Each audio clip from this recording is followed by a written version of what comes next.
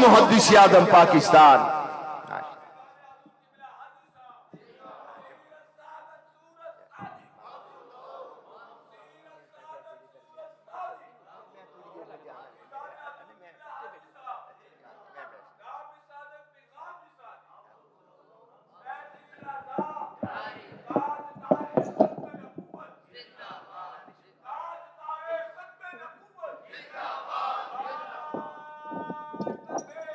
अल्लाहु अकबर या रसूलुल्लाह हक जारी।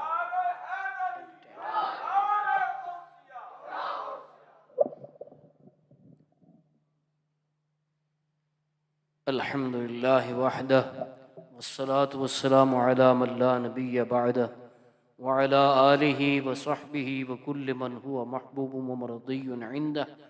अम्मा बअद फ़अऊज़ु बिल्लाहि मिनश शैतानिर रजीम। बिस्मिल्लाहिर रहमानिर रहीम। वल्लज़ीना यबीतून लिरब्बिहिम सुज्जदन व क़ियामा। सदक़ल्लाहु मौलानल अज़ीम व बल्लगना रसूलुहुन नबियुल करीम। इन्नल्लाह व मलाइकतहु युसल्लूना अलन नबिय्य या अय्युहल्लज़ीना आमनू सल्लू अलैहि व सल्लिमू तस्लीमा। दुरूद शरीफ पढ़ें बावाज़ बुलंद। अस्सलातु वस्सलामु अलैका या सय्यदी या रसूलल्लाह व अला आलिका व अस्हाबिका या सय्यदी या हबीबल्लाह। दुरूद शरीफ के बारे में पीरे पीरां मीरे मीरां शाह जीलां गौसे पाक शेख सैयद अब्दुल कादिर जीलानी रहमतुल्लाह अलैह ने फरमाया है, बेहा वजदना मा वजदना, कि हमने जो कुछ पाया है वो दुरूद शरीफ की बरकत से पाया है। इसलिए ज़रा आवाज़ बुलंद पढ़ें, अस्सलातु वस्सलामु अलैका या रहमतल लिल आलमीन व अला आलिका व अस्हाबिका या शफ़ीअल मुज़निबीन। अस्सलातु वस्सलामु अलैका या इमामल मुरसलीन व अला आलिका व अस्हाबिका या ख़ातमन नबिय्यीन। रब्बि इश्रह ली सदरी व यस्सिर ली अमरी वहलुल उक़दतम मिन लिसानी यफ़क़हू क़ौली। मौलाया सल्लि व सल्लिम दाइमन अबदन अला हबीबिका खैरिल ख़ल्क़ि कुल्लिहिम मुहम्मदुन सय्यदुल कौनैनि व सक़लैनि वल फ़रीक़ैनि मिन उर्बिन व मिन अजमी वल हबीबुल लज़ी तुरजा शफ़ाअतुहु लिकुल्लि हौलिन मिनल अहवालि मुक़्तहिमी। सुम्मा रिदा अन अबी बकरिन व अन उमर व अन अलिय्यिन व अन उस्मान ज़िल करमी। या रब्बि बिल मुस्तफ़ा बल्लिग़ मक़ासिदना वग़फ़िर लना मा मदा या वासिअल करमी। मौलाया सल्लि व सल्लिम दाइमन अबदन अला हबीबिका खैरिल ख़ल्क़ि कुल्लिहिम। नायक सद एहतराम पीर तरीक़त रहबर शरीयत पैकर दर्द सोज़ हज़रत जानशीन नब्बाज़ कौम अल्लामा अलहाज पीर मोहम्मद दाऊद रज़वी साहब दामत बरकातुहुमुल आलिया, दीगर हज़रात उलमाए किराम, मेरे मोहतरम बुज़ुर्गों, दोस्तों, अज़ीज़ भाइयों, आज हम पीर लासानी कुतुब रब्बानी गौसे समदानी महबूब सुबहानी शहबाज लामकानी किंदील नूरानी अश-शेख अब्दुल कादिर जीलानी अल हसनी वल हुसैनी रज़ियल्लाहु तआला की बारगाह में खिराज अक़ीदत व मोहब्बत पेश करने के लिए जमा हुए हैं। इसके साथ साथ आज की ये महफ़िल फ़क़ीह आज़म उस्ताज़ुल उलमा हज़रत अल्लामा मौलाना अबू यूसुफ़ मोहम्मद शरीफ साहब मुहद्दिस कोटलवी खलीफा आला हज़रत, उनकी बारगाह में भी खिराज अक़ीदत व मोहब्बत पेश करने के लिए इनेक़ाद पज़ीर है। इसके साथ साथ फ़ख़्रुल मशाइख़ हज़रत पीर काजी मोहम्मद फ़ज़ल रसूल हैदर रिज़वी साहब जिगर गोशा मुहद्दिस आज़म पाकिस्तान, उनकी बारगाह में भी अक़ीदतों का खिराज पेश करने के लिए इनेक़ाद पज़ीर है। दुआ है अल्लाह रब्बुल इज़्ज़त इस पाक मुक़द्दस रूहानी और नूरानी महफ़िल में मेरी और आपकी हाज़िरी को शर्फ़ क़बूलियत अता फ़रमाए और मुझे सही बयान करने की, आप सबको पूरी तवज्जो के साथ सुनने की तौफ़ीक़ अता फ़रमाए। हज़रात मुहतरम हसीन गौसे आज़म शेख अब्दुल कादिर जीलानी अल हसनी वल हुसैनी वो हैं कि दुनिया में तशरीफ़ नहीं लाए थे, पहले आपकी बिशारतें हो गई। और जिस रात को पैदा हुए यकम रमज़ानुल मुबारक को, तो आपके वालिद माजिद अबू सालेह मूसा जंगी दोस्त रहमतुल्लाह अलैह के ख्वाब में नबी पाक सल्लल्लाहु अलैहि वसल्लम तशरीफ़ लाए और फरमाया कि तुम्हें एक ऐसे बेटे की बिशारत हो, खुशखबरी है तुम्हारे घर जो पैदा हो रहा है, कि जो शान नबियों रसूलों में मेरी है वो शान वलियों और कुतुबों में तुम्हारे बेटे की होगी। इसी बात को मद्दाहुल हबीब खलीफा आला हजरत मौलाना जमीलुर रहमान रहमतुल्लाह अलैह ने यूँ नज़्म किया है कि मोहम्मद का रसूलों में है जैसे मर्तबा आला, है अफजल औलिया में यूं ही रुतबा गौसे आजम का। हमारे आका सल्लल्लाहु अलैहि वसल्लम वो अंबिया के इमाम है तो हुजूर गौस पाक औलिया के इमाम है। और ये वो मनसब है जिसको तमाम औलिया ने तस्लीम किया है। जैसे इमाम रब्बानी मुजद्दिद अल-फसानी शेख अहमद सरहंदी रहमतुल्लाह अलैह मकतूबात शरीफ में लिखते हैं कि अइम्मा अहले बैत के बाद, इमाम हसन अस्करी के बाद मुस्तकिल गौस यानी गौस आजम वो हुजूर शेख अब्दुल कादिर जीलानी है। क़यामत तक जिसको हजरत इमाम महदी तक जिसको विलायत मिलेगी हुजूर गौस पाक की निगाहे फैज से मिलेगी। फिर इमाम महदी मुस्तकिल गौस आजम, उस वक़्त तक हुजूर गौस पाक की बात चाहिए, जिसकी तरफ इशारा करते हुए हुजूर गौस पाक ने फरमाया था कि पहलों के सूरज चमक कर डूब गए, हमारा सूरज उफ़ुक़ नूर पे हमेशा ही चमकता रहेगा। आला हजरत इमाम मोहम्मद रज़ा मुहद्दिस बरेलवी रहमतुल्लाह ने इसको यूं नज़्म किया है कि सूरज अगलों के चमकते थे चमक कर डूबे, सूरज अगलों के चमकते थे चमक कर डूबे, उफ़ुक़े नूर पे है मेहर हमेशा तेरा। कदम हाज़ी अला रकबत कुल्ले वलील्लाह का भी मुस्तफ़ाद यही है कि जो वली होंगे वो हुजूर गौस पाक की निगाह विलायत से ही होंगे। वो हुजूर गौस पाक के मातहत हैं इमाम महदी तक, है ना जी। उसी बात की तरफ इशारा करते हुए इमाम मोहम्मद रज़ा रहमतुल्लाह अलैह कहते हैं, वाह क्या मर्तबाए गौस है बाला तेरा, ऊंचे ऊंचों के सरों से कदम आला तेरा, और सर भला क्या कोई जाने के कैसा तेरा, औलिया मलते हैं आंखें वो है तलवा तेरा, औलिया मलते हैं आंखें वो है तलवा तेरा, और तुझसे दर से सग और सग से मुझको निस्बत। ये कलाम किसका है? जरा सबकी आवाज आ जाए।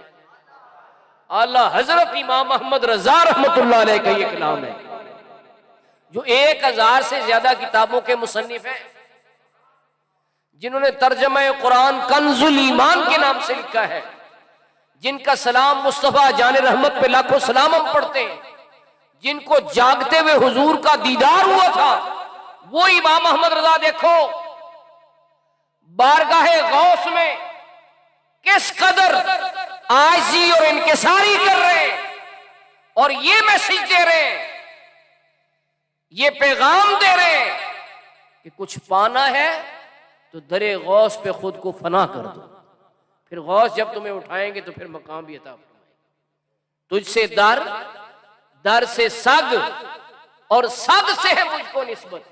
जरा सारे पढ़ो, हाँ मिलके पढ़ो ताकि फैज आए। मैं तने तनहा जिक्र कर रहा हूं हदीस पाक के मुताबिक, ये मेरे अपने अल्फाज नहीं है, हदीस पाक है। जब अल्लाह वालों का जिक्र होता है तो अल्लाह की रहमत नाजिल होती है। जब मैं करूंगा यकीनन उतरेगी, लेकिन जब सब मिलकर करेंगे हुजूर नवाज़े कौम का फैज भी और वो भी कब्र अनवर के अंदर सुनकर खुश होंगे, तो फिर देखो कैसे फैज के चश्मे यहाँ बहेंगे। ठीक है ना, तो मिलके पढ़े। तुझसे दर दर से सग और सग से मुझको निस्बत, तुझसे दर दर से सग और सग से, नहीं जैसा माशाल्लाह प्यारा मजमा है वैसी आवाज नहीं आई, बुलंद आवाज सब पढ़ने। तुझसे दर दर से सग और सग से मुझको, तुझसे दर दर से सग और सग से मुझको निस्बत, मेरी गर्दन में भी है दूर का डोरा तेरा, मेरी गर्दन में भी है दूर का डोरा। जब पढ़े सासा ये तसव्वुर करने के कितने बड़े इमाम ने ये आयज़ी की है। कहते हैं मेरी किस्मत की कसम खाए सगाने बगदाद, मेरी किस्मत की कसम खाए सगाने बगदाद, के हिंद में भी हूं तो देता रहूं पहरा तेरा। ये तमन्नाइया और दुआइया जुमला है, हम सारे भी पहरा देने वालों में शामिल हो जाए। आला हज़रत ने तो फिर खूब पहरा दिया ना, तो हम भी कुछ न कुछ करने के काबिल हो जाए, तो इस पाक महफिल में दुआएं कबूल होनी है, इसलिए सारे पढ़ो। हिंद में भी हूं तो देता रहूं पहरा तेरा, हिंद में भी हूं तो देता रहूं। Very good very good. अल्लाह ताला करे कि हमें ये ज़ौक़ नसीब हो, और जो हमारे कोई नौजवान भाई आए हुए हैं वो म्यूजिक के सुरूर से निकलें। सुरूर तो नहीं कहना चाहिए, यानी कि उसके लज्जत जो झूठी है उससे निकलें और इस लज्जत के असीर हो जाएं। जब ये लज्जत हकीकी तौर पर आ जाएगी तो फिर किसी गाने बाजे में दिल नहीं लगेगा। तो हिंद में भी हूँ देता रहूं पहरा तेरा, ये हमारे गौस पाक हैं जिनको तमाम औलिया सलाम अकीदत पेश कर रहे हैं। तमाम औलिया का उर्स साल में एक मरतबा होता है। कितनी मरतबा होता है? और हमारे गौसे पाक का उर्स हर महीने 11वीं शरीफ की सूरत में।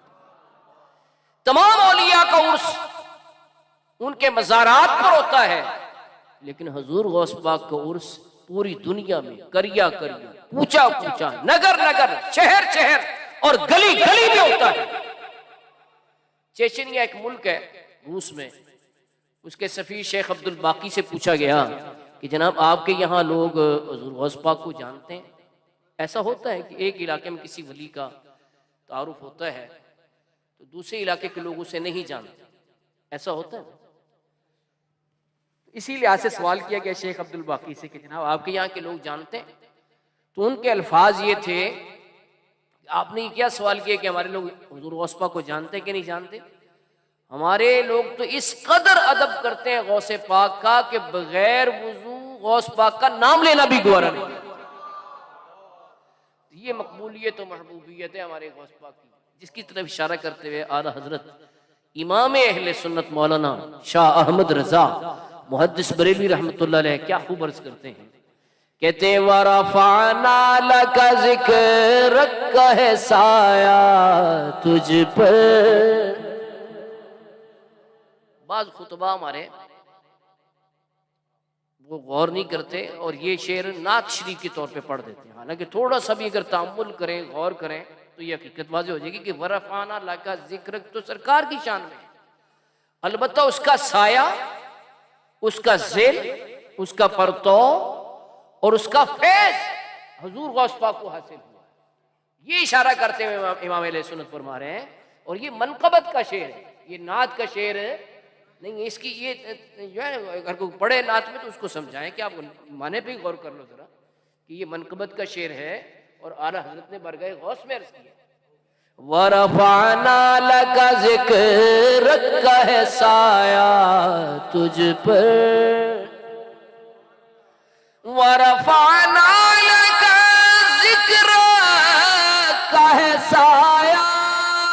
तुझ पर, बोल बाला है तेरा, जिक्र है ऊंचा तेरा।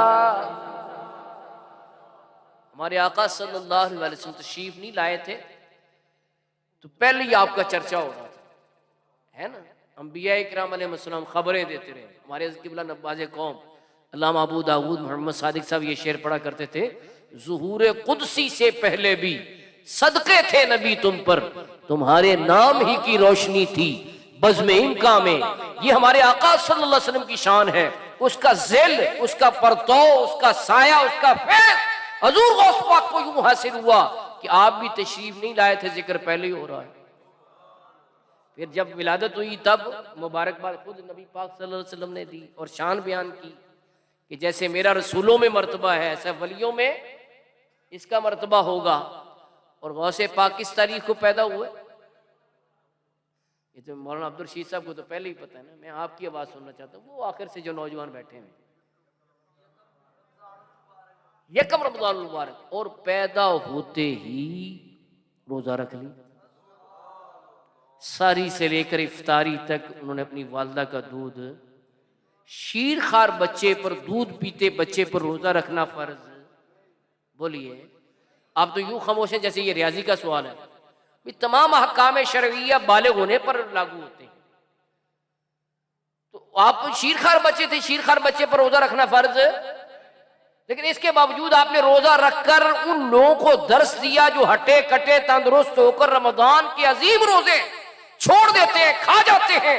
उनको बताया कि मैं फर्ज ना होते हुए भी रमज़ान के रोज़े से इस कदर प्यार करता कि छोड़ना गवारा नहीं किया। तो ये तकवा व तहारत है जी, इसीलिए तो आज जिक्र हो रहा है। आज बगदाद शरीफ कहाँ है, हज़ारों मील दूर है यहाँ से, लेकिन गुजरांवाला शरीफ में जिक्र हो रहा है। रूहानी तौर पर बहुत करीब है, रूहानी तौर पर बहुत करीब। मुफ्ती अहमद यार नईमी साहब ने औलिया के मज़ारात को बिजली घरों की मिसाल दी है कि बिजली घर से जैसे कनेक्शन आता है ना तो आगे फैलता है। क्या मदीने पाक से बगदाद शरीफ से वो बड़े बड़े पावर हाउस हैं, और ये जो मज़ारात हैं ये भी बिजली घर है, वहाँ से बिजली आती है, यहाँ से तकसीम होती है। तो रूहानी तौर पर बहुत करीब है, मकानी तौर पर बहुत दूर है। तो क्यों जिक्र हो रहा है? कुरान करीम में अल्लाह ताला फरमाता है,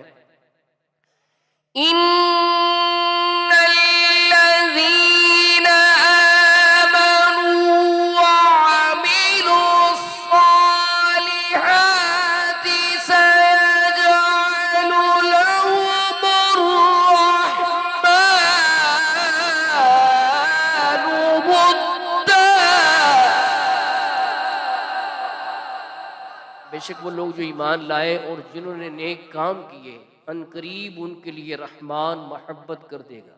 ये तर्जमा है कंजुल ईमान है कि अल्लाह उनकी मोहब्बत लोगों के दिलों में डालेगा। तो इस रब्बानी मोहब्बत का ये समरा है कि सैकड़ों मील, हजारों मील दूर बगदाद है, लेकिन यहाँ उनका जिक्र हो रहा है। करिया करिया, कूचा कूचा, नगर नगर, शहर शहर, पूरी दुनिया में उनके जिक्र के डंके बज रहे हैं। ये वजह क्या है? ये अल्लाह ताला ने दिलों में गौस पाक की मोहब्बत डाल दी है। ईमान लाए और नेक काम किए। देखो नेक काम उन्होंने कितने किए, शीर खारगी में रोज़ा रख लिया।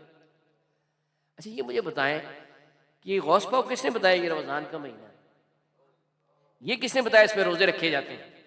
ये किसने बताया कि सहरी इतने बजे बंद होगी, इफ्तारी इतने बजे शुरू होगी? ये किसने बताया? इसके लिए तो हम भी कैलेंडर के मोहताज होते हैं। कैलेंडर से देखते हैं भी आज सहरी कितने बजे बंद होनी है, इफ्तारी कितने बजे शुरू होनी है। इसके लिए तो हम कैलेंडर के मोहताज हैं।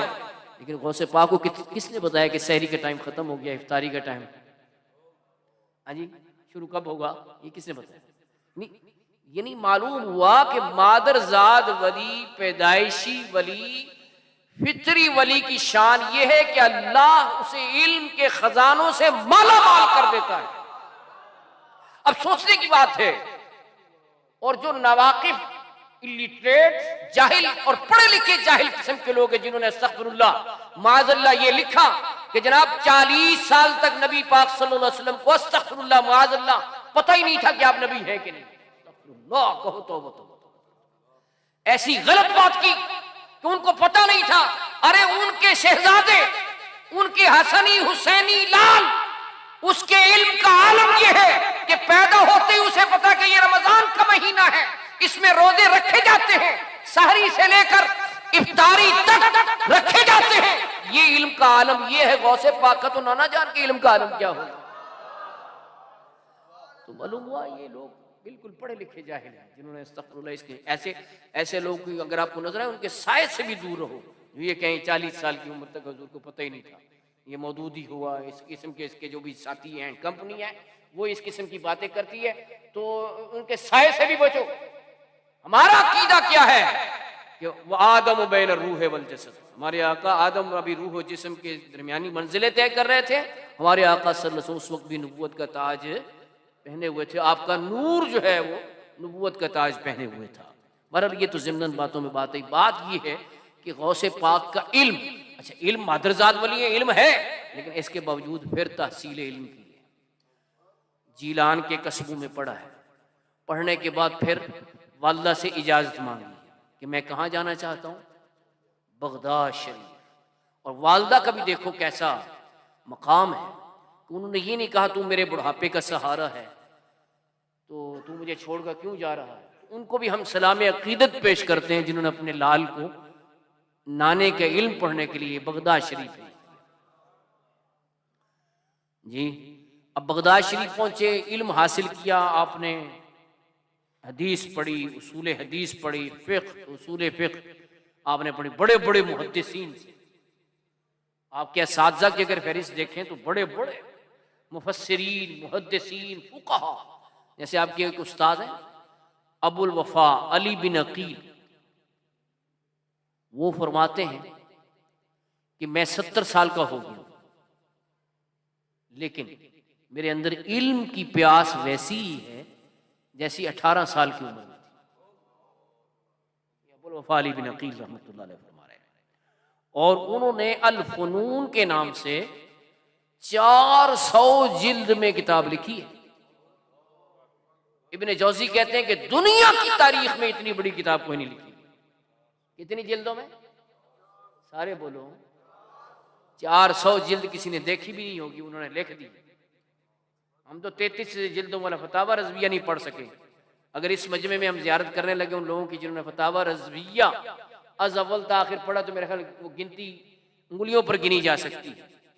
तो उन्होंने 400 जिल्द लिख दी, इल्म का समुंदर कूजे में बंद किया है उन्होंने। तो कितना बड़ा काम है।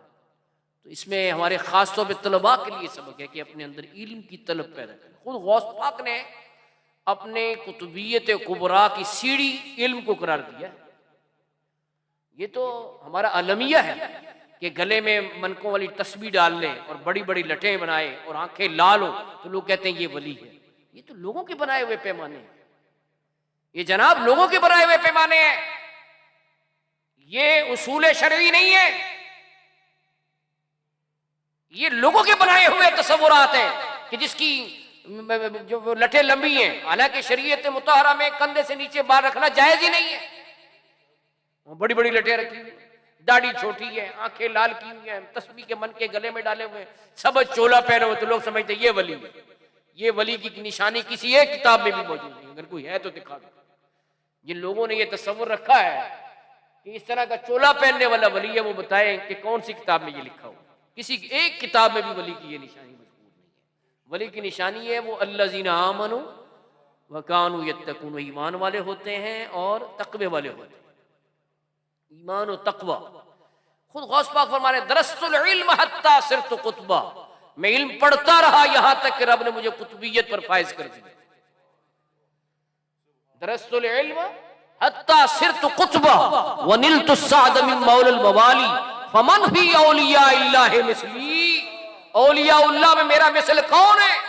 तो सीधा गौसी में खुद हुजूर गौस पाक फरमाया फमन भी औलिया इल्लाह मिसली व मन फिल इल्म व तसरीफ हाली, हाल में तसर्रुफ कर रहे हैं और इल्म में मेरे बराबर का कौन है?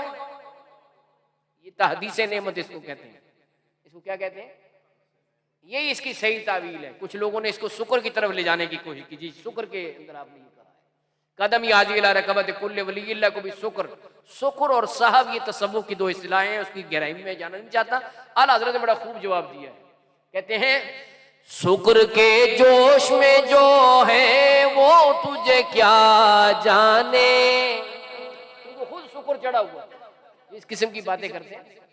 ये तो कैसे कह सकता है कोई वलीउल्लाह, वमन फी औलिया इल्लाहि मिस्ली वमन फिल इल्म वत्तसीम, तहदीस नेमत है। वअम्मा बिनेमत रब्बिका फहद्दिस के हुक्म कुरानी के तहत आप अल्लाह के हुक्म से ऐलान कर रहे हैं कि अल्लाह ने मुझे ये शान दी है जी। तो वो आला कहते हैं शुक्र के जोश में जो है वो तुझे क्या जाने। शुक्र के जोश में जो है वो तुझे क्या जाने। खिज़र के हो से पूछे कोई रुतबा तेरा। शुक्र वालों को क्या खबर है। खिज़र अलैहिस्सलाम जैसा होश वाला जो, उससे पूछोगे गौसे पाक क्या है जी। आज भी कुछ लोग हैं जो कदम ही हाजी ला रकबत कुल्ले वली अल्लाह, उसका इनकार कर रहे हैं जी।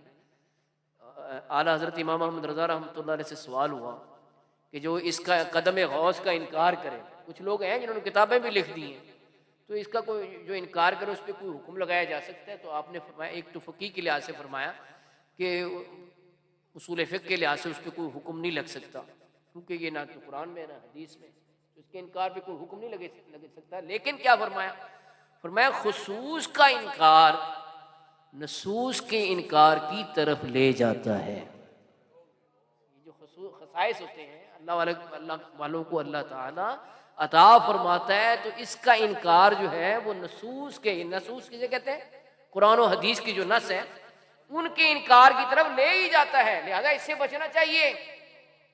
अल्लाह के वलियों की शान का इनकार, आप तो यूं खामोश हैं जैसे ये रियाजी का सवाल है, जरा बुलंद आवाज से कहें।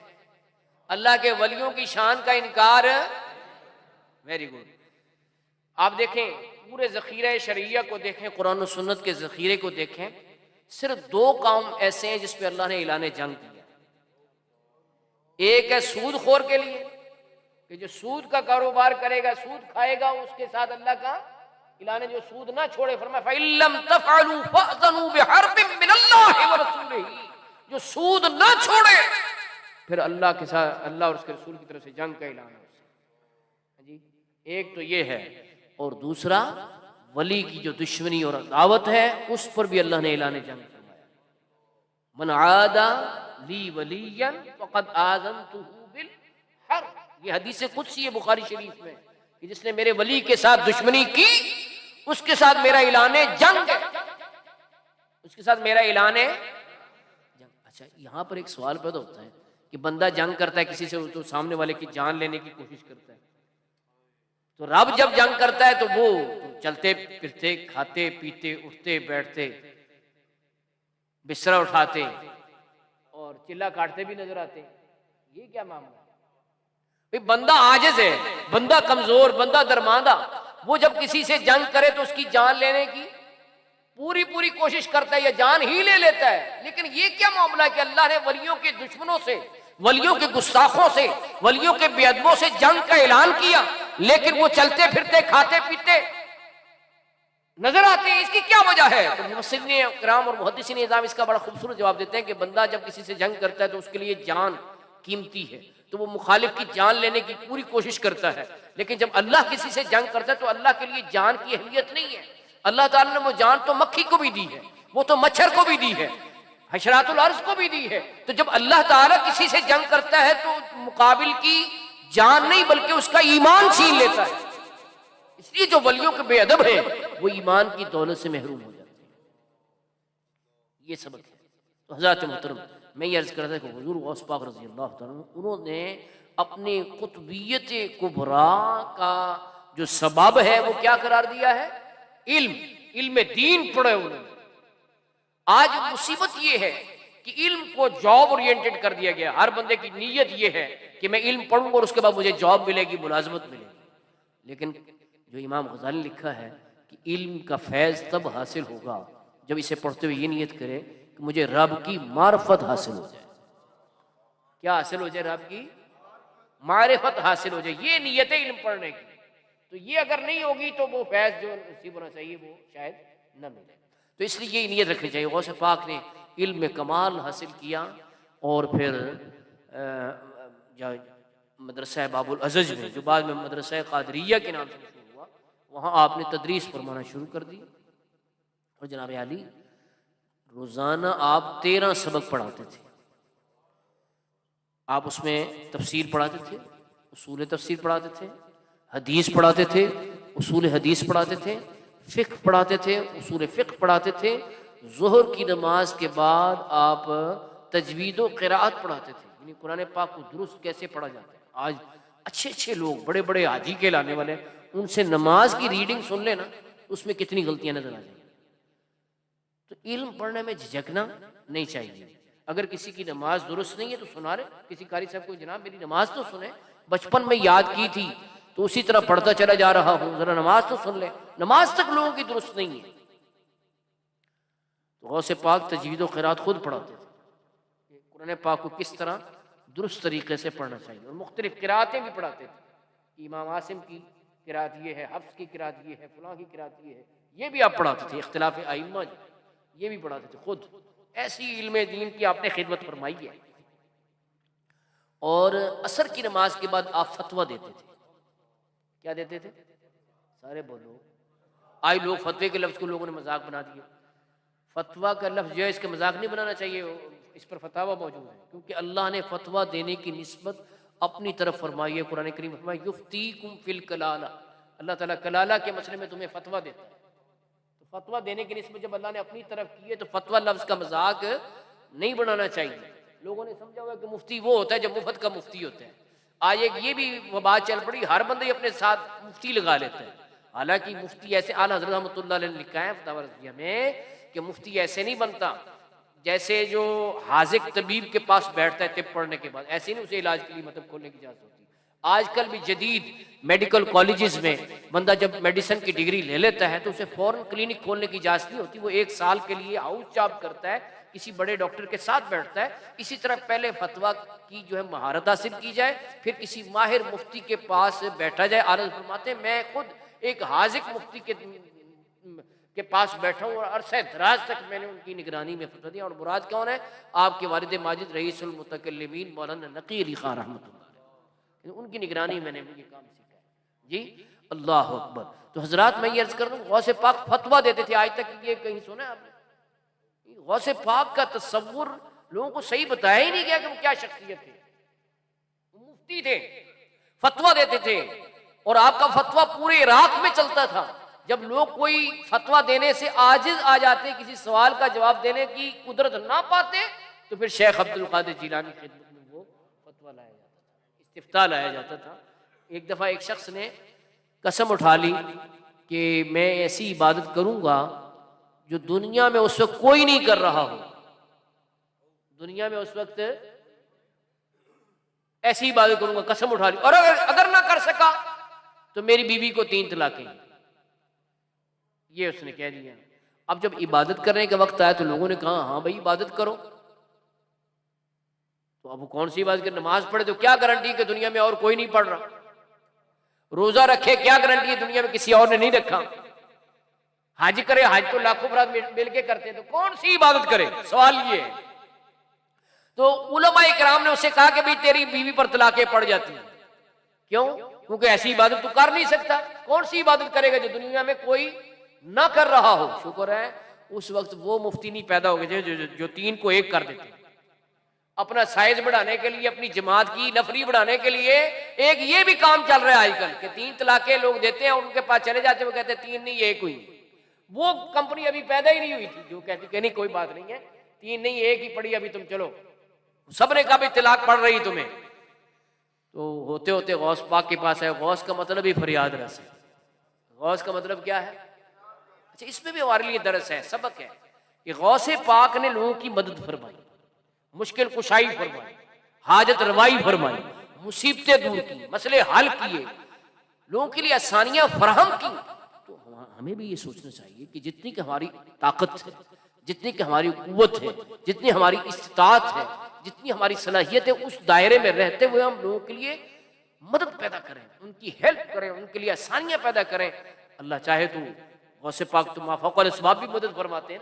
लेकिन जितनी तहतल असबाब के अंदर हम कर सकते हैं वो तो करनी चाहिए ना। ये भी गौसे पाक की तालीम और उनका दर्स है कि मुश्किलों की मुश्किलें टाल रहे हैं, भूखों को खाना खिला रहे हैं। किसी ने पूछा जनाब पूरी दुनिया की दौलत दे दी जाए तो किस काम में खर्च करेंगे? फरमाया मैं वो सारी दौलत भूखों को खाना खिलाने में खर्च कर दूंगा। कितना भूखों को खाना खिलाने का जज्बा था, हाँ जी, सारी दौलत जो भूखों। और फरमाते मैंने तमाम अमाल की तफ्तीश की, खाना खिलाने से अफजल अमल कोई नहीं पाया। तो खाना खिला, अल्लाह ने उनकी तमन्ना पूरी की, उनकी निस्बत से 11वीं शही सारी दुनिया में जारी हो, लोग 11वीं शही का लंगर खा रहे हैं, हाँ जी। तो अर्ज मैं ये कर रहा हूँ कि ये तो रुक कर मैंने बात की, वो बात फिर उधर आ जाएगी कि वो बंदा लेके हाजिर हुआ कि जनाब आप मसला ये देखिए, मेरा ये मसला है, मैंने कसम उठा ली है कि मैं ऐसी इबादत करूंगा जो दुनिया में कोई और, बोले सारे, बड़ा अहम वाक़या है, जरा सुने, दुनिया में कोई और, ये बरामदे वाले भी जवाब दे, दुनिया में कोई और नहीं कर रहा होगा, मैं ऐसी बात करूंगा। तो वैसे पाक की बारगाह में जब हाजिर हुआ, मैं कोई मसला नहीं, आप मक्के शरीफ चले जाओ और वहां के जो खुद्दाम है उनको मेरा मैसेज दो, पैगाम दो कि मुझे अब्दुल कादिर जिलानी ने भेजा है और उन ये कहा है कि तुम्हारी खातिर खाना काबा का तवाफ रोक दे, तुम तने तनहा तवाफ करोगे, तुम्हारी कसम पूरी हो जाएगी। कि दुनिया में कहीं और तवाफ हो सकता, बोलिए दुनिया में कोई और तवाफ हो सकता? तो उसकी कसम, उलमा इराक हैरान हो गए और कहा कि ये मसला हमें क्यों नहीं सूझा। और वो फरमाते थे, उलमा इराक का ये कौल लिखा हुआ है बहजतुल असरार में, कि हम हुजूर गौस पाक के जवाब देने पर हैरान नहीं होते, क्योंकि जवाब तो किताबों से देखकर कोई भी दे सकता है, हम उनकी सूरत जवाब यानी तेजी से जो जवाब दे देते हैं उस पर हैरान होते हैं कि इधर सवाल होता है इधर जवाब दे देते हैं। हज़रत इमाम अहमद रज़ा रहमतुल्लाह अलैह कहते हैं, बंदा कादिर का है, कादिर भी है अब्दुल कादिर। आपने सुना है शुरू में हदीस पाक मैंने सुनाई है कि अल्लाह के वलियों का जिक्र इबादत है, तो आप वो इबादत करें ना, सारे मिल के गूंज पड़ जाए मस्जिद में, बंदा कादिर का है, कादिर भी है, बंदा कादिर का है, कादिर भी है अब्दुल कादिर, सिर्रे बातिन भी है, जाहिर भी है अब्दुल कादिर, सिर्रे बातिन भी है, जाहिर भी है अब्दुल कादिर, मुफ्ती शरा है, यानी शरीयत का मुफ्ती है, शरीयत का मुफ्ती शरा है, काजी मिल्लत भी है, मुफ्ती शरा है, काजी मिल्लत भी है, इल्मे असरार का, इल्मे असरार का माहिर भी है अब्दुल कादिर, इल्मे असरार का माहिर भी है अब्दुल कादिर, बंदा कादिर का है, कादिर भी है अब्दुल कादिर, यानी कादिर अल्लाह का इसम है। कहते बंदा कादिर का है, लेकिन अल्लाह ने ऐसा फैज दिया है कि खुद भी कादिर है। बंदा कादिर का है, कादिर भी है अब्दुल, सारे बोलो बंदा कादिर का है, कादिर भी है।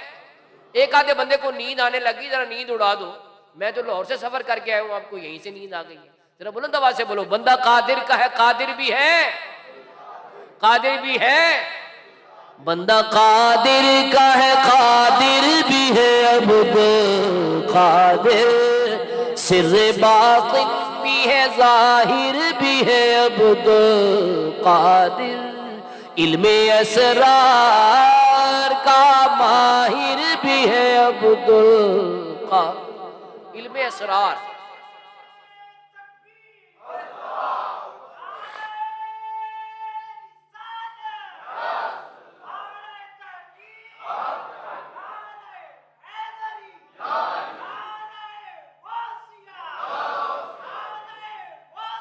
या गौसे आजम दस्तगीर,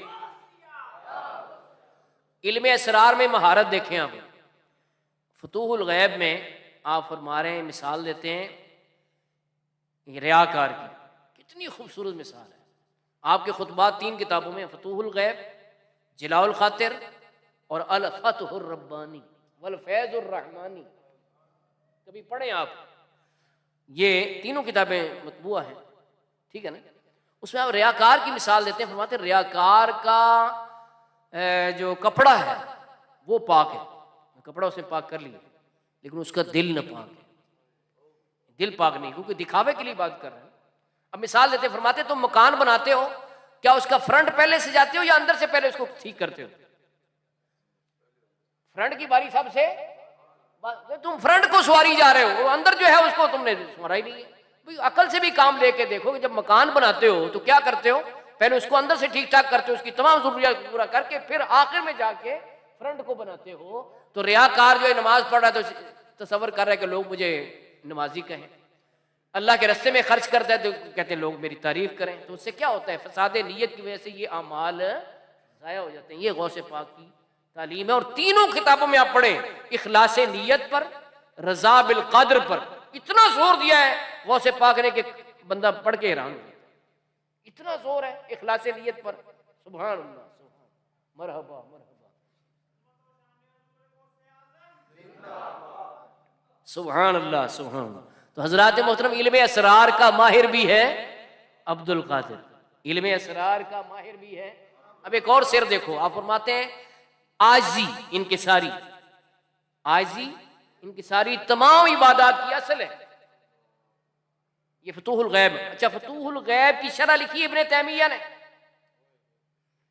फतूहुल गैब की शरह किसने लिखी? लेकिन फैज क्यों ना मिल सका? ये वो लोग हैं मुज़ब्ज़बीन बैन ज़ालिक ला इलाहा इल्ला वला इलाहा, यानी एक के नहीं हो सके, यकदरगीर मुहकमगीर अगर होते तो फैज पा जाते। यहां तक लिखा है कि सिलसिला आलिया कादरिया में मुरीद हुआ इब्ने तैमिया, और उसने कहा तमाम सलासिल में से बेहतरीन सिलसिला सिलसिला आलिया कादरिया है। अब मजमू फतावा देखें इब्ने तैमिया का, 30 जिल्दों में छपा है सऊदी अरब से, उसमें लिखा है, वो कहते हैं कि जी तमाम सलासिल में से अगर कोई किताब सुन्नत के मुताबिक कोई सिलसिला है तो वो सिलसिला कादरिया है। ये इब्ने तैमिया तक जैसे सिलसिला। हाँ जी, फतूहुल गैब की शरह तो उसने तो चलो 80 सफ़े में लिख के ख़त्म कर दी ना, लेकिन जब लिखने लगे ना तो शेख अब्दुल हक मुहद्दिस देलवी, तो फतूहुल गैब की हैबत दिल पे तारी हो। पीर मेर अली शाह साहब ने लिखा है कि जब हैबत तारी हुई तो किसी ने कहा कि जनाब लिखते क्यों नहीं? कहा जी गौस पाक के कलाम है, मैं कैसे शरह लिखूं इसकी? शेख अब्दुल हक मुहद्दिस देलवी जैसे हजूरी बुजुर्ग, उन्होंने कहा कि जनाब मैं कैसे लिखूं? कहा जी गौस पाक से इजाजत लो फिर पहले। कहा इजाजत कहां से मिलेगी? कहा शाह अबुल मुआली कादरी, वो इस वक्त हिंदुस्तान में ऐसे बुजुर्ग हैं जो गौस पाक से इजाजत लेके दे सकते हैं। शाह अबुल मुआली कादरी बहुत बड़े आलिम दीन थे, आला हज़रत रहमतुल्लाह अलैह ने फतावा रज़विया में बड़े एहतराम से उनका जिक्र किया, उनकी किताब है तोहफतुल कादरिया, उसका हवाला दिया फतावा रज़विया में। और मेरी खुशकिस्मती ये है हजरत की दुआओं की बरकत से कि सुबह जाते हुए भी कॉलेज में उनको सलाम पेश करता हूँ, आते हुए भी सलाम पेश करता हूँ। कॉलेज के पास ही उनका मज़ार शरीफ है। हाँ जी, ये 15-16 को उनका उर्स मुबारक था। तो बहुत बहुत बाफैज़ हस्ती हैं, बल्कि यहाँ तक कहा जाता है कि उनका दरबार मकाम इजाबत है। आज भी वहाँ जाकर जो दुआ करें कबूल हो जाती है। आज भी फैज़ लुटा रहे हैं शाह अबुल मुआली कादरी रहमतुल्लाह तआला। तो भर मैं अर्ज़ कर रहा हूँ कि वो फिर शेख अब्दुल हक मुहद्दिस देलवी यहाँ आए, और यहाँ आकर उन्होंने लाहौर आकर हज़रत शाह अबुल मुआली से मुलाकात की, और ये मसला 3 दिन रहे। और जब तीसरे दिन उन्होंने अर्ज किया कि जी मैं इस मसले के लिए हाजिर हुआ हूँ, तो आपने फरमाया मौलाना आपका हमने पहले दिन ही काम कर दिया था, आपको इजाज़त मिल चुकी है, आप लिखें। तो फिर आपने फतूहुल गैब की शरह लिखी, जिसमें ये लिखा है कि जो आजी है वो तमाम इबादत की असल है। तकब्बुर जो है, तकब्बुर अज़ाज़ील रा खार कर बजिंदान लानत गिरफ्तार कर के शैतान को जिस चीज ने गुमराह किया वो तकब्बुर था। तो आप फरमाते हैं कि तवाज़ु आजी उसका अपोजिट है ना। ये तमाम इबादत की असल, जाहिदीन की अजमत, आबिदीन की वजाहत, और इससे अच्छी खसलत कोई नहीं। अच्छा, अब ये मसला पेश हुआ जी आजी कैसे करें? बंदा, आप फरमाते हैं जो बंदा भी सामने आए उसको अपने से बेहतर समझे, ये आजी। ये फतूहुल गैब में फरमाया, जो बंदा सामने आए उसे अपने से क्या समझो? बेहतर समझो। तो ये कैसे मुमकिन है, बेहतर कैसे समझें? फरमाया अगर छोटा आ जाए, ये देखो ये है असरार, अगर तुमसे छोटा आ जाए तुम्हारे सामने उसको अपने से बेहतर समझो। क्यों? उसके गुनाह कम है, तुम्हारी उम्र ज्यादा है, उसकी उम्र कम है तो उसके गुनाह भी। अच्छा, फरमाया तुम्हारे से उम्र में बड़ा आ जाए उसकी भी इज्जत करो। क्यों? इसलिए कि उसकी नेकियां तुमसे ज्यादा है। ये गौसे पाक ने फतूहुल गैब में फरमाया। तो इल्म असरार का माहिर भी है अब्दुल कादिर। ये इल्म पढ़ाया करते थे आप, और इल्म पढ़ाते पढ़ाते उनकी नजर पूरी दुनिया पर थी। इधर पढ़ा रहे हैं, इधर फरमाते नजर तो इला बिलादिल्लाह जमान का खरदलतिन अला हुक्म इत्तिसाली, मैं अल्लाह के तमाम शहरों को यूं देखता हूं जैसे हथेली पर राई का दाना है। राई का दाना देखा है आपने? ये ग्रोसरी स्टोर से मिल जाता है, आजकल आम दुकानों से मिलता है राई का दाना। उसके चारों तरफ आप देख लेते हैं तो वो पता नहीं कहाँ है कि कौन सी बस्ती के लोग हैं जो कहते हैं ये दीवार के पार नहीं देख सकते। गौसे पाक फरमान में अल्लाह के तमाम शहर यूं देखता हूं जैसे हथेली पर राई का दाना है, तो उसके चारों तरफ में देख लेता हूं। जब गौसे पाक की नजर का आलम ये है तो नबी पाक की नजर का आलम क्या होगा? तो सोचो कितनी लोगों ने ठोकर खाई जिनका ये दीवार के पीछे की खबर नहीं है। तो पढ़ा रहे हैं दर्स में, पढ़ाते पढ़ाते ऐसे अपनी चादर के अंदर हाथ डाला गौस पाक ने। जब बाहर निकाला तो उससे पानी के कतरे टपक रहे थे। लोग बड़े हैरान हुए कि जब चादर के अंदर डाला है तो खुश्क है, बाहर निकाला तो पानी के कतरे टपक रहे हैं, ये क्या बात है? तो लेकिन आपके रोब और दबदबे की वजह से पूछने की हिम्मत नहीं। अभी मौलाना अब्दुल गफूर साहब तशरीफ फरमा थे, बयान कर रहे थे, वो कहते हैं हजरत नवाज़े कौम के सामने हमसे बात नहीं होती थी तो गौसे पाक के सामने कोई बात कैसे कर सकते? ये वो रोब और दबदबा है जो नबवी फैज़ है। हुजूर फरमाते हैं नुसर तो रोब से मेरी मदद की गई है। सरकार दो आलम सल्लल्लाहु अलैहि वसल्लम का रोब और दबदबा था, आपके गुलामों का भी बड़ा रोब और दबदबा है। तो गौसे पाक के सामने अर्ज करने की जरूरत ना हुई। कहते कुछ दिन बाद ताजरों का एक वफद आया, बड़े हदाया तहाइफ नजराने गौस पाक की बारगाह में पेश किए। तो कहते हमने उनसे सवाल किया कि आप इतने तोहफे लेके आए हैं कि आप गौस पाक से बड़ी अकीदत रखते हैं। अब अगला जुमला उन्होंने जो कहा वो बड़ा हैरान कुन था। उनका दरअसल हम भी और हमारे माल के मालिक हजूर गौस पाक हैं। वो कैसे? कहा जी हमारा तिजारती जहाज समुद्र में महवे सफर था, असनाए सफर तूफान आया, बड़ी बड़ी मौजें जहाज से टकरा रही हैं, करीब था कि मौजें जहाज को पाश पाश कर देती, जहाज भी गर्क होता, हम भी गर्क हो जाते, हमारा तिजारती माल भी गर्क हो जाता। लेकिन हमें याद आया कि हमारे पीरो मुर्शिद हुजूर गौस पाक ने फरमाया था जब किसी मुश्किल में मुब्तला हो जाओ तो मुझे मदद को पुकारो, मैं तुम्हारी मदद को पहुंचूंगा। तो हमने पुकारा या गौसे आज़म अल मदद। जब पुकारा तो गैब से एक हाथ में उधार हुआ, उसने जहाज को पकड़ा और किनारे पर लगाया। या गौसे आज़म दस्तगी, या गौसे आज़म दस्तगी। अब कहते जब हम किनारे पर पहुंच गए, अल्लाह का शुक्र अदा किया, तो फिर ये रिसर्च की कि अगर हम मामूल की रफ्तार से सफर करते तो फिर कितने दिन में ये सफर तय होता। कहीं पर पता चला कि 7 दिन तक जहाज सफर करता तो फिर हम इस किनारे पर पहुंचते। गौसे पाक ने लम्हे में ही पार करा दिया। मौलाना जमीलुर रहमान साहब कहते हैं जहाज़े ताजरा गिरदाब से फौरन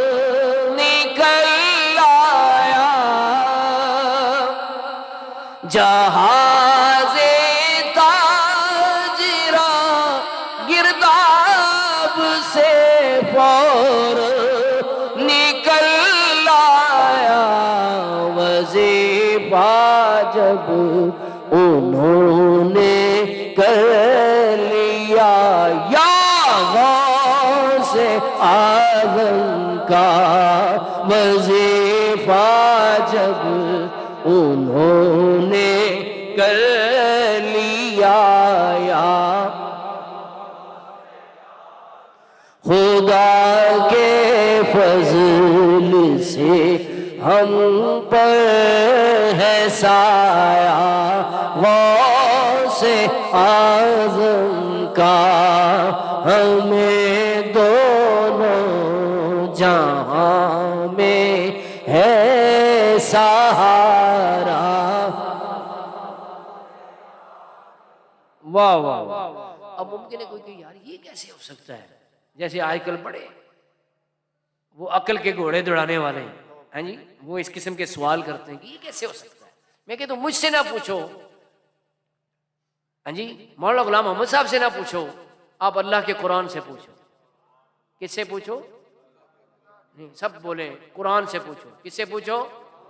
मुझसे ना पूछो, कुरान पाक से पूछो। या कुरान तू बता, क्या अल्लाह ने किसी को ये ताकत दी है कि वो कहीं बैठे बैठे हजारों मील दूर किसी की मुश्किल को टाल दे, किसी की मुसीबत को दूर कर दे? क्या किसी के पास पावर है? तो कुरान पाक का जवाब सुन। किसका जवाब? नहीं, सब नहीं, जब तक बोलेंगे मैंने आगे नहीं चलना। वो बाहर वाले बरामदे वाले भी बोले क्या? कुरान पाक का जवाब सुनो। कुरान पाक बताता है कि हाँ अल्लाह ने अपने वलियों को ताकत दी। यहां रुककर एक बात कहना चाहता हूं, पहले एक अकली से नुकता है कि एमपीए का दोस्त बड़े काम निकलवाए, एमएनए का दोस्त बड़े काम निकलवाए, वजीर आला का दोस्त और काम बना दे, वजीर आजम का दोस्त और काम बना दे, हाँ जी, और अल्लाह का दोस्त कुछ भी ना करे। ये अल्लाह की शान बयान कर रहे हो या अल्लाह की बेअदबी कर रहे हो? अल्लाह का दोस्त कुछ भी ना कर सकता, वो बिल्कुल खाली, ये कैसे हो सकता है जी? तो वलीउल्लाह के पास बड़ी ताकतें हैं, बड़ी शानें, बड़े मकाम है। अब सुनो कुरान पाक का जवाब। हजरत सुलेमान अलैहिस्सलाम का दरबार लगा हुआ है। आप फरमाते कौन है जो मलका सबा बिल्कीस के आने से पहले पहले उसका तख्त यहां पर हाजिर कर दे? दरबार लगा हुआ है बैतुल मुकद्दस में, तख्त पड़ा हुआ है यमन में, और किसी मैदान में नहीं बल्कि 7 कब्रों के अंदर बंद है। 7 कब्रों को ताले लगे हुए हैं, और तख्त कोई छोटा सा नहीं है स्टेज जितना, बल्कि 60 गज लंबा है, 40 गज चौड़ा है, और कोई हल्का सा इस तख्ती की तरह, इस रेहल की तरह नहीं है, बल्कि वो जरो जवाहिर से मुरस्सा बड़ा वजनी तख्त है। और हज़रत सुलेमान अलैहिस्सलाम फरमा रहे हैं कि मलका सबा आ रही है बिल्कीस, उसके आने से पहले पहले कौन तख्त यहां हाजिर करेगा? तो क्या हुआ? कुरान पाक की आयत है सूरह नमल की, क़ाल इफ़रीतुम मिनल जिन्नि अनातीका बिही क़ब्ल अन तक़ूम मिन मक़ामिक।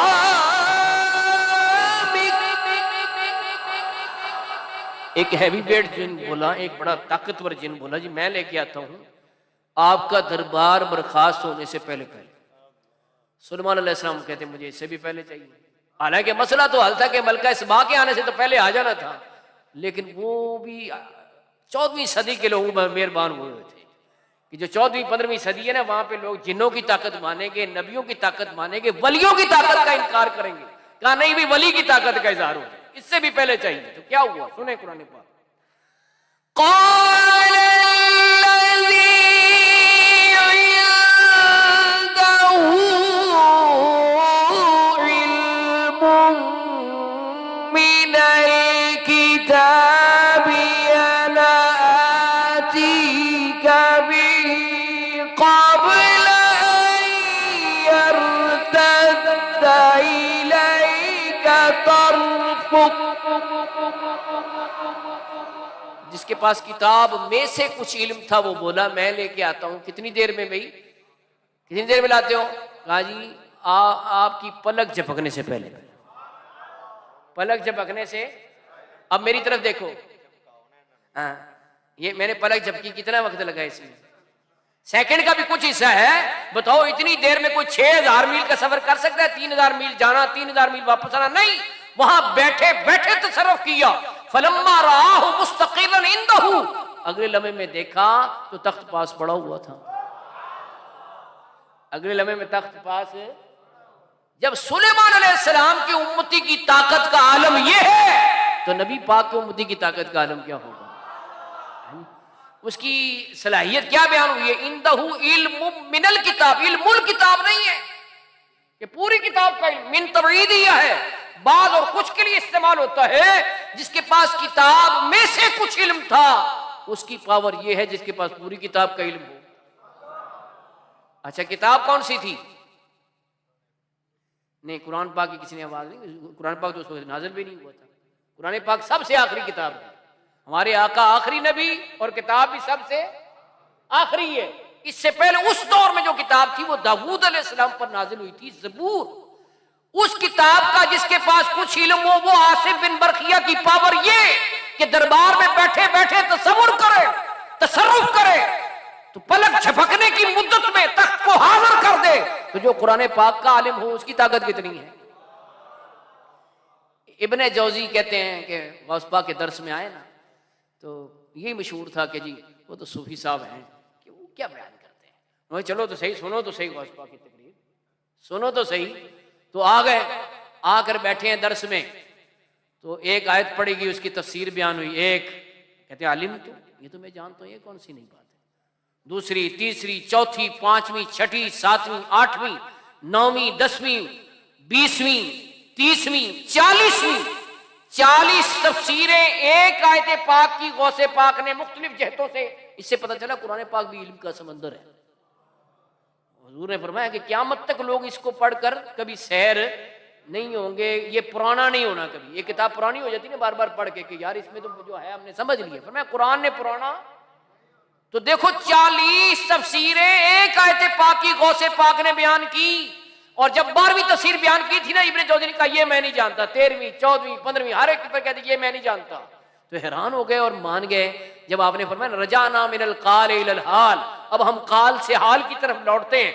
जब ये कहा तो इब्ने जौज़ी पर भी वजद हो गया। जब वजद से होश में आए तो कहने लगे आज मैं मान गया हूं जो इल्म तरीकत का ताजदार है वो इल्म तफसीर व शरीयत का भी शाहसवार है। मुफ्ती ये शरा है, काजी मिल्लत भी है। मुफ्ती ये शरा है, काजी मिल्लत भी है।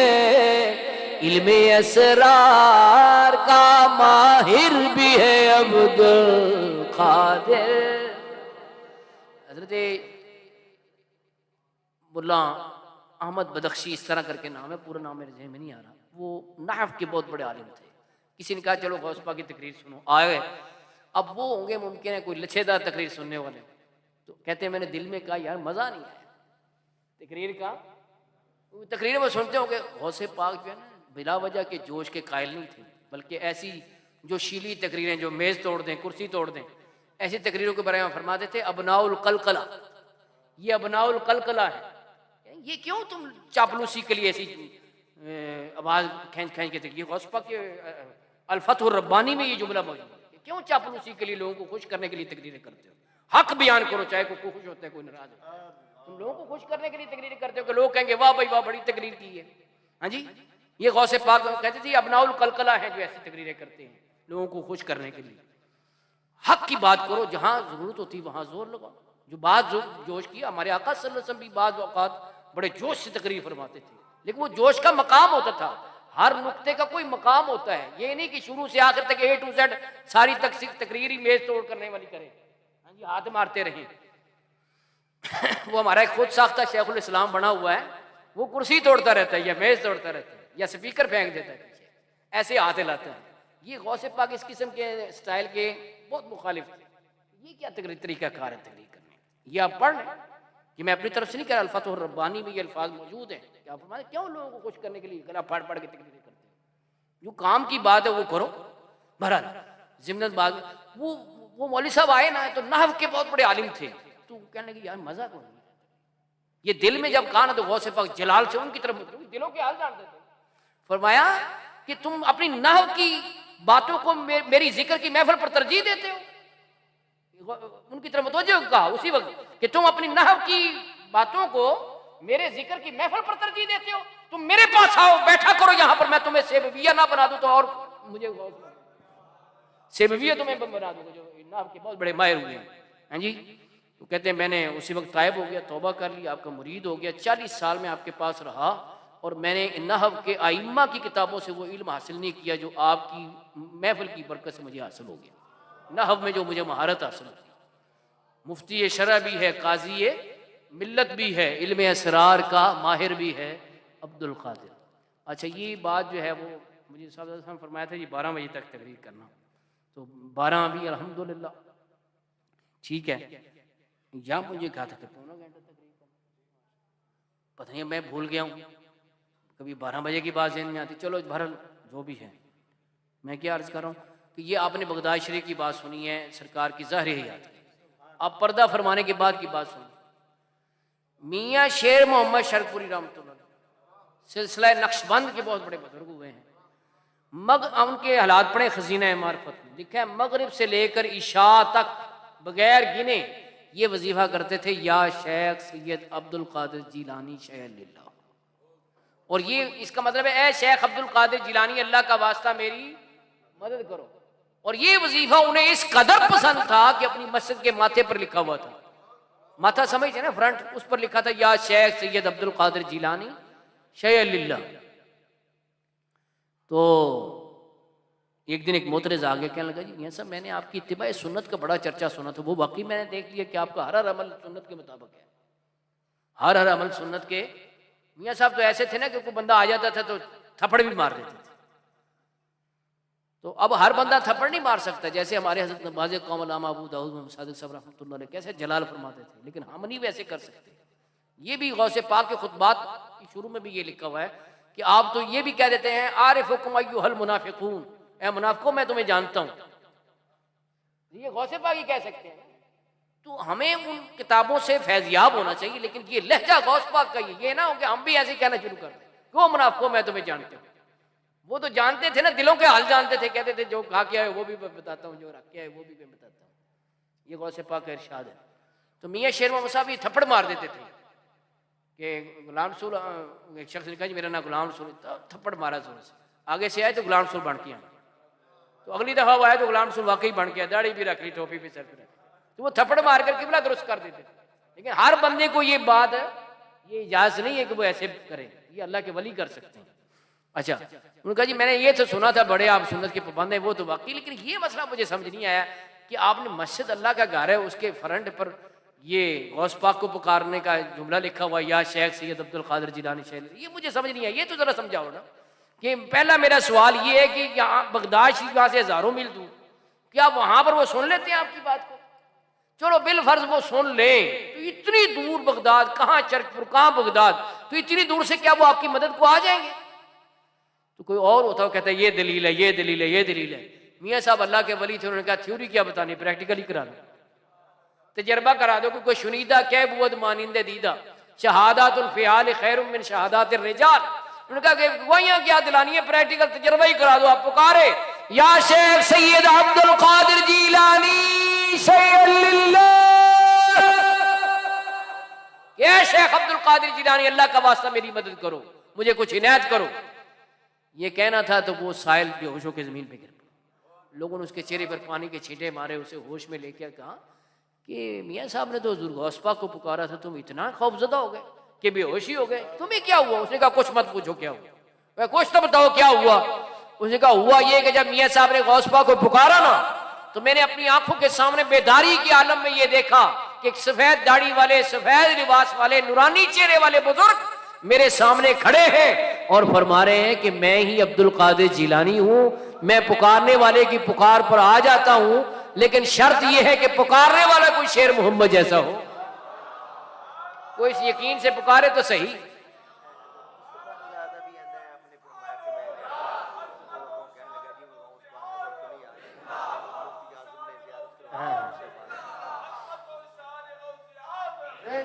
सुभान अल्लाह, सुभान। हैं जी, तो हजरत मद्दाहुल हबीब मौलाना जमीलुर रहमान साहब फरमाते हैं जरा सिद्ध के दिल से पुकारो तो उनको, अभी जलवागर हो यहाँ गौसे आजम, अभी जलवागर हो तेरी मदह खां हर ज़बान गौसे आजम। ये तो 1 घंटे का पूरा बयान है, हर ज़बानों ने कैसे कैसे वलियों ने क्या क्या बातें की, वो तो बड़ी तफसील तलब बात है, वो नहीं करते। तेरी मदह खां हर ज़बान गौसे आजम, तेरा नाम मोमिन की जान गौसे आजम। और मक्ता में देखो क्या कहते हैं, कहते हैं जमील अब हो साकित, मकाम अदब है। जमील अब हो साकित नहीं, चुप हो जा, चुप कर। जमील अब हो साकित मकाम अदब है, कहाँ तेरा मुंह और कहाँ गौसे आजम, कहाँ तेरा मुंह और। तो मैं भी साकित और खामोश होने लगा था कि हज़रत पीर तरीक़त ने मुझे कान में हुक्म फरमाया कि वो बात बयान करो, बड़ी प्यारी बात और बड़ी बार मौका। वो बात ये है कि मुफ्ती आज़म शाहज़ादा आला हज़रत शबीह गौसे आज़म उन्हें कहा जाता है, मौलाना मुफ्ती आज़म मुस्तफ़ा रज़ा ख़ान बरेलवी रहमतुल्लाह तआला, जिनका कलाम अभी साहब ने पढ़ा है। ये दिल ये जिगर है, ये आंखें ये सर है, जहाँ चाहो रखो, और मदीने से नजदी बला को निकालो, करो इन पे यासीन दम गौसे, अल्लाह करे वो बला निकल ही जाए। तो बहरहाल कहते कि एक शख्स आपसे मुरीद हो रहा था, तो आप जो बैत के अल्फाज हैं वो फरमा रहे थे कि मैंने तुम्हारा हाथ, मैंने अपना हाथ आपके हाथ में दिया और आपके जरिए से हुजूर गौस पाक के हाथ में दिया। तो वो पढ़ता नहीं था, वो शख्स पढ़ता नहीं था कि जी हाथ तो मैंने आपके हाथ में दिया हुआ है, बैत तो मैं आपकी कर रहा हूँ, आपके हाथ में मेरा हाथ है, तो गौसे पाक के हाथ में मैंने कैसे हाथ दिया? आप पढ़ो। उसने कहा जी मैं कैसे पढ़ूं, मैंने तो आपके हाथ में हाथ दिया हुआ है। तो आप कहते हैं गौस पाक के हाथ में हाथ दिया, तो मैंने तो दिया ही नहीं, मैंने तो आपके हाथ में दिया है। तो आपने जब उसकी आंखों से पर्दा उठाया, देखा गौस पाक के हाथ में। ये निस्बत है मुफ्ती आज़म मौलाना शाह मुज़फ़्फ़र ज़फ़र। तो आखिर में मैं ये अर्ज़ करता हूँ कि हज़रत नवाज़ कौम अल्लामा अबू दाऊद मोहम्मद सादिक रहमतुल्लाह अलैह का हम पर ये एहसान है कि उन्होंने अपने हाथ में हम गुनाहगारों का हाथ लिया और गौस पाक के हाथ में दे दिया। हमें पूरा यकीन है इस जगह पर मैं और मेरे भाई, इस जगह जहाँ ये मौलाना बैठे हुए, यहाँ बैठकर मुरीद हुए, दोनों घुटने से घुटने मिलाए और हाथों में हाथ दिया और फरमाया कि मैंने अपना हाथ आपके हाथ में दिया, ये पढ़ो आगे। फरमाया कि और आपके ज़रिए से गौस आज़म के हाथ में हाथ दिया। तो मौलाना जमीलुर रहमान साहब कहते हैं जो मकता है खुदा के फजल से हम पर है साया गौस आज़म। हाँ, जमीले क़ादिरी सौजान से कुर्बा हो मुर्शिद पर, जमीले क़ादिरी सौजान से कुर्बा हो मुर्शिद पर, बनाया जिसने तुझ जैसे को बंदा से।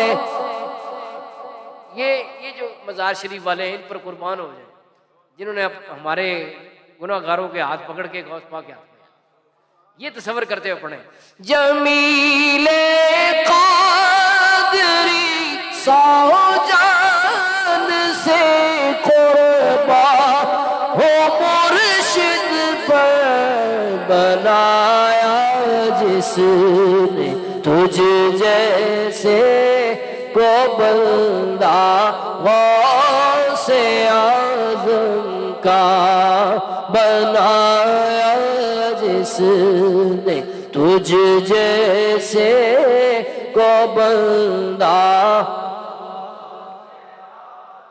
जो जिंदा कौमें होती हैं अपने मौसनों को याद रखती हैं। हज़रत पीर काजी मोहम्मद फजल रसूल हैदर रिजवी इतनी बड़ी शख्सियत हैं कि जनाब आली जी सुन्नी रिजवी जामे मस्जिद ये मुकम्मल हुई है, ये आपकी एक करामत है। क्योंकि वो जो लोग ठेले बनाकर बैठे हुए थे वो उठने का नाम नहीं लेते थे। उन लोगों को हटाना, मस्जिद की जगह को एक्वायर करना, और उसके मीनार जो है हुज़ूर मुहद्दिस रहमतुल्लाह अलैह के दौर में 40-40 फुट दोनों मीनार बने थे। दोनों मीनार आपने मुकम्मल कराए और उसकी 4 दीवारी कराई, और फिर जामिया मुहद्दिस आज़म इतने काम वो कर गए काजी मोहम्मद फजल रसूल हैदर रिजवी रहमतुल्लाह तआला ने। और ये मैं ये समझता हूँ कि हमारी कमी है इल्म की कि तहरीक ख़त्म नबूवत उसका आगाज़ आपके ज़रिए से आपने आगाज़ किया, जो 1973 में तहरीक ख़त्म नबूवत चली ना। लेकिन चूँकि वो लिखा नहीं गया या लोगों ने छुपाया, जैसे अल्लाह वसाया उसने जानबूझ के कई बातें छुपा दी, जिससे अहले सुन्नत का इजहार हो कि उन्होंने करारदाद के मुहर्रिक कौन थे, उसने वो अपने मुफ्ती महमूद का नाम लिख दिया, जो बिल्कुल टेम्परिंग है और पूरा झूठ है। झूठ बोलना ये बहुत बड़ा गुनाह है, लानतुल्लाह अलल काज़िबीन। गौस पाक से पूछा गया कि आपने अपने इस अमर की बुनियाद किस काम पर रखी? फरमाया मैंने अपने अमर की बुनियाद सच पर रखी, झूठ कभी नहीं बोला। शोरज काश्मीरी ने भी जिक्र किया, जो कि हमारे मसलक का नहीं है, मुखालिफ है, उसने जिक्र किया है कि भी काजी मोहम्मद फजल रसूल हैदर रिजवी रहमतुल्लाह अलैह उन तहरीक ख़त्म नबूवत का 1973 में, यानी जो वो नश्तर मेडिकल कॉलेज के जो तलबा थे जब वो ज़ख्मी वापस आए तो सबसे पहले उनका इस्तकबाल काजी मोहम्मद फजल रसूल हैदर रिजवी ने रेलवे स्टेशन पर किया और सारे शहर के उलमा को मुतवज्जे किया, और फिर तहरीक वहाँ से शुरू हुई जो पूरे पाकिस्तान में फैली, और फिर कौमी असम्बली में मुंतज हुई कादियानियों के काफिर करार दिलवाने पर। ठीक है ना जी। तो इतनी बड़ी शख्सियत है, लेकिन हमें पता ही कोई कि हमारे दामन में इतना बड़ा हीरा है। हम दुनिया को दिखाते, किताबें लिखते, उनके बारे में मजमून लिखते, रज़ाए मुस्तफ़ा है उसमें छपता है, लेकिन पढ़ते ही नहीं हमारे दोस्त। अभी भी अगर मैं ये सवाल कर लूँ कि इस मजमे में कितने लोग हैं जिन्होंने अज़ अव्वल ता आखिर रज़ाए मुस्तफ़ा पढ़ा, ये सारा वाक़या भी इसमें लिखा हुआ है, जो उनके बारे में मजमून है वो लिखा हुआ है। तो कितने लोग हैं जिन्होंने रज़ाए मुस्तफ़ा पूरा पढ़ा है अज़ अव्वल ता आखिर? मैं ज़ियारत कर लूँ, ज़रा हाथ उठा दें, माज़रत के साथ, गुस्साखी तो माफ़, लेकिन देखें इतना बड़ा मजमा है, इतनी मेहनत से ये तैयार होता है। आप पूछें हज़रत साहब से, मौलाना साहबज़ादा मोहम्मद रऊफ़ रिजवी साहब से पूछें कि इस पर कितनी मेहनत होती है, कितनी रातें जागते हैं। किस तरह इसकी कंपोजिंग होती है, कैसे ये लिखा जाता है, कैसे ये छपता है, इतनी मेहनत हो। और इतना ख़ास हमारा पीर भाइयों का मजमा हो और उसमें से एक या आध बंदा वो कहे जी मैंने अज़ अव्वल ता आखिर पढ़ा, तो ये तो बहुत अफसोस की बात है। आज आपने गौसे पाक की इनकी बातें सुनी, इसमें जो मजमून छपा है इस ज़बान हज़रत फ़कीह आज़म मौलाना अबू यूसुफ मोहम्मद शरीफ साहब मुहद्दिस कोटलवी रहमतुल्लाह अलैह की खिदमात हदीस ये देखें। मैं तो पढ़ के हैरान हूँ कि मेरे तो वाकई मैं तो इकरार करता हूँ मेरे इल्म में ये बातें नहीं थी।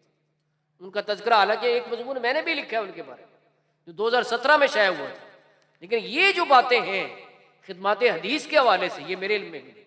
हालांकि डॉक्टर मुजीब साहब ने मुझे खुद तज़किरा फ़कीह आज़म किताब जो उन्होंने लिखी वो मुझे तोहफ़ा दी थी, वो मैंने पढ़ी हुई।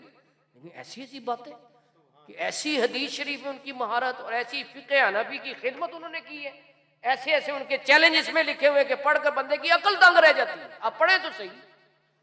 तो आज की इस महफिल में मैं आपसे गुजारिश करता हूँ, एक तो 11वीं शरीक की महफिल है, तो चंद खुश नसीब ऐसे होने चाहिए जो बड़ी 11वीं शरीक की निस्बत से 11 खरीदें। कितने हजरात ये काम करेंगे, जरा हाथ तो उठाएं। मैं सबसे पहले मैं हाथ खड़ा करता हूँ 11वीं शरीक की निस्बत से। लेकिन ये चंद लोग हैं, 1 2 3, लो ये दीवाने भी खड़े हो गए नारोवाल वाले, ये मस्ताने भी साथ। जब दीवाने में इश्क दे चले ही नंबर रह गए, अकलमंदा एवं मुझे 2 दीवानों ने हाथ उठा दिए कि हम 11 ले लेते, तो इतने इतने मस्ताने इतने इतने सियाने बैठे हुए हैं, तो उन्होंने कुछ हिम्मत नहीं की। चलो मुमकिन है को गौसे पाक की इस तालीम पर ज़्यादा अमल दरामद कर रहे हो कि नेकी को छुपाना चाहिए। तो वैसे तो हम उनकी ज़ियारत करना चाहते थे, ऐसे मौके पे नेकी को ज़ाहिर कर देना चाहिए। हज़रत अब्दुल्लाह इब्न उमर रज़ी अल्लाह तआला अन्हुमा उन्होंने कुर्बानी का जानवर ख़रीदा और अपने ग़ुलाम से फरमाया कि ये मदीने गलियों में जाके बताओ कि ये अब्दुल्लाह इब्न उमर का कुर्बानी का जानवर। अब जो कम अकल होगा वो कह लो देखो देखो जी नेकी तो छुपानी चाहिए, वो ऐलान कर रहे हैं। फरमाया नहीं, इसकी शरह में लिखा है कि वो ये बताना चाहते थे कि कुर्बानी की ईद करीब आ गई है, मैंने जानवर ले लिया है, तुम भी तैयारी करो। इसलिए उन्होंने फरमाया कि ऐलान करो कि अब्दुल्लाह इब्न उमर का जानवर है। तो बाद मौके पे इजहार करना चाहिए, क्योंकि खरबूजे को देख के खरबूजा रंग पकड़ता है। तो ठीक है, मैं ये हुस्न ज़न रखता हूँ। कई हजरात हमारे ऐसे बड़े बड़े यहाँ पे जो हजरात तशरीफ फरमा है वो अपनी नेकी को छुपा रहे होंगे, वो मुमकिन है 111 ही तकसीम कर दें जी, 111 तकसीम कर दें। ये तो बड़ी बात है। हम जैसे गुरबा वो 11 पर इत्तेफाक कर रहे हैं, तो आप जैसे उमरा जो है वो 111 मरतबा, बल्कि 1011 मरतबा होना चाहिए। सुभान अल्लाह। नेकी को हम जो आज हमारे किबला नवाज़े को मलामा अबू दाऊद मोहम्मद रहमतुल्लाह फरमाते थे, जो सीखा है सबको दिए से दिए को। आज देखो कॉलेजों में यूनिवर्सिटियों में कितने उनके रसाले जाते हैं, तो हमारा एक तर्जमान छप रहा है, उस पर पूरी मेहनत होती है और पूरी जिम्मेदारी से छापा जाता है। तो आप इसको आम करें। देखो ना, मैं तो जब से मुझे हज़रत साहब ने इनायत फरमाया तो मैं तो गुंबद ही देखी जा रहा हूँ। हज़रत मनक़बत पढ़ रहे थे, मैं गुंबद शरीफ को देख रहा था। ये भी अब्बा जी ने फरमाना जिनका गुंबद इतना सोना वो खुद वो खुद कितने मियाँ शेर मोहम्मद साहब रहमतुल्लाह ने फरमाते